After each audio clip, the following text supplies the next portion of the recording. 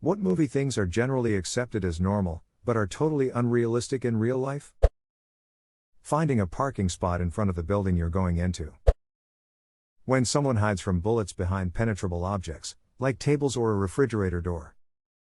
The wooden table is the one that always gets me. Sure, maybe it will stop 1 or 2 bullets if you're lucky, but there's always 1,000 bullets flying around while the characters are having a conversation under the safe, sound-resistant guard of an old dining room table.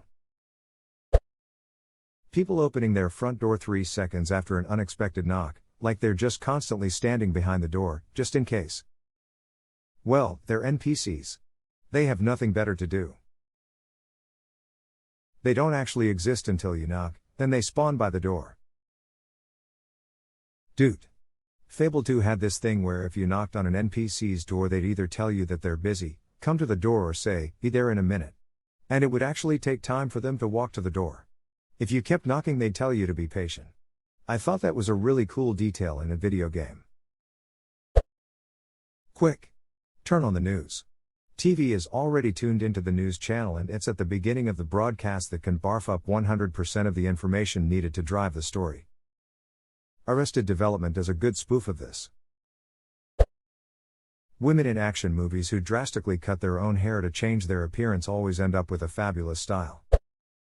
When someone gets knocked out and stays unconscious until the plot requires them to wake up again. Archer is good about this. Generally, if someone is knocked unconscious, they're only out for 30 seconds, a minute or so. On one occasion, Archer was out for about 30 minutes, and after he relays that to the team, they all recoil in horror and tell him that he could have serious brain damage. How long was I out? Like 2 minutes. That's super bad for you. You should probably go to the hospital.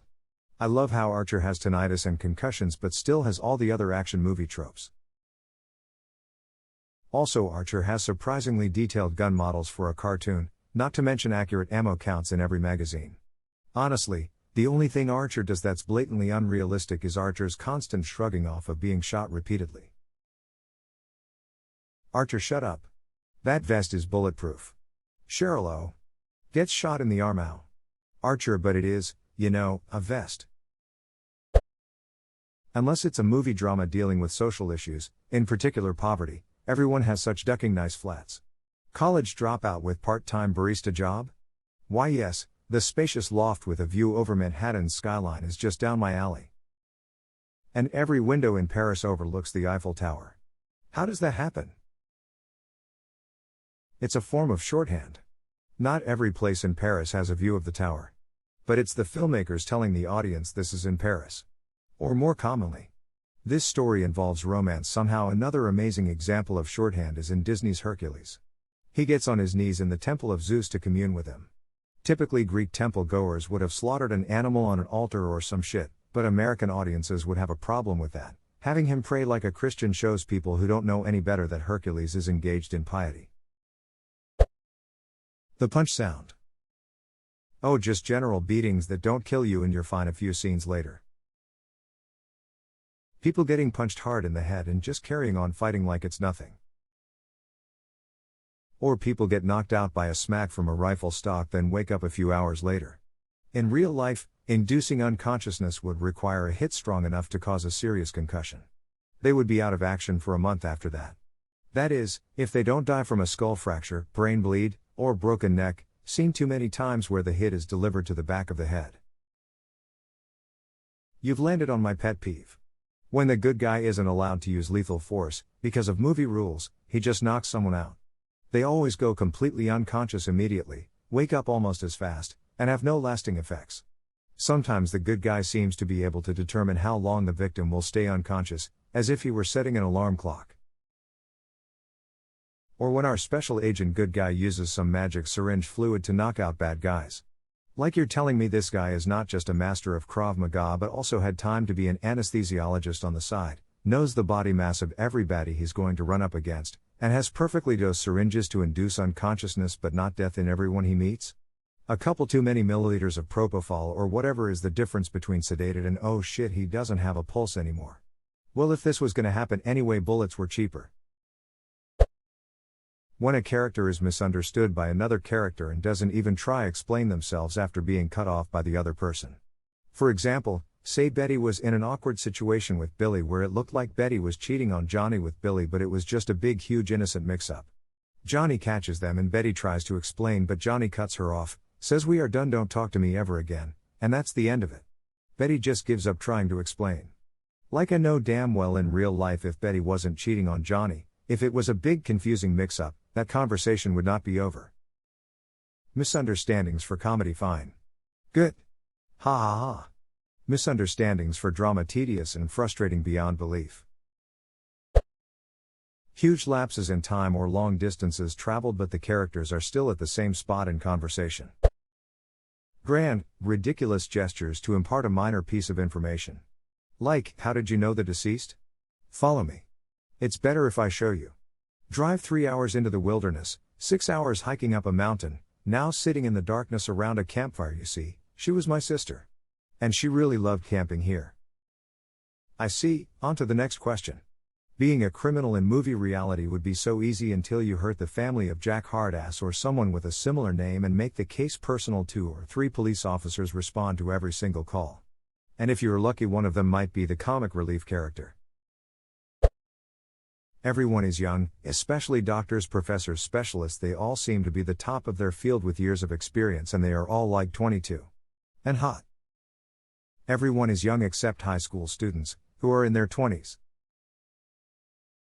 I hate the 20 to 30-year-old high school student thing so much. Only ones who might be appropriately aged. The nerds, to make sure they are smaller and scrawnier than everyone else. People on low incomes, for example students, living in expensive homes. I'm not necessarily talking about mansions, more like a large apartment in a big expensive city with no roommates. Supposed studio apartment that is literally bigger than my local supermarket. A bright-eyed 22-year-old moving into the Big Apple and getting a 1-bedroom apartment, while hunting for their dream job, while eating at pizza places and drinking lattes. I've done it. I've finally made it to New York City. Excuse me, sir. Do you know where a young prostitute can get her start in this town? No, but I do know an extremely wealthy, well-known lawyer fashion icon looking for an assistant with no experience that pays 6 figures, and you're guaranteed a position and advancement. They sometimes just stop conversations on the most random spots, or hang up. Yeah. No goodbyes. Like yep, we'll do hangs up. Hello? You there? Hello? You want to go on a date with me? Sure, see you there. Hashtag X200B, time. Place? Okay, I'll pick you up at 8. We just met for the first time at the bookstore 20 minutes ago and you already know where I live? In guessing you've never watched You. Everyone is ridiculously good looking. It's sort of funny when they need to make one girl in particular super beautiful so the main guy can fall in love with her instantly. She'll be a supermodel walking into a room of supermodels. They'll throw a bunch of close-ups and glowy filters on to tell you she's supposed to be extra pretty, but the fact that everyone in the room is equally pretty makes her just look average.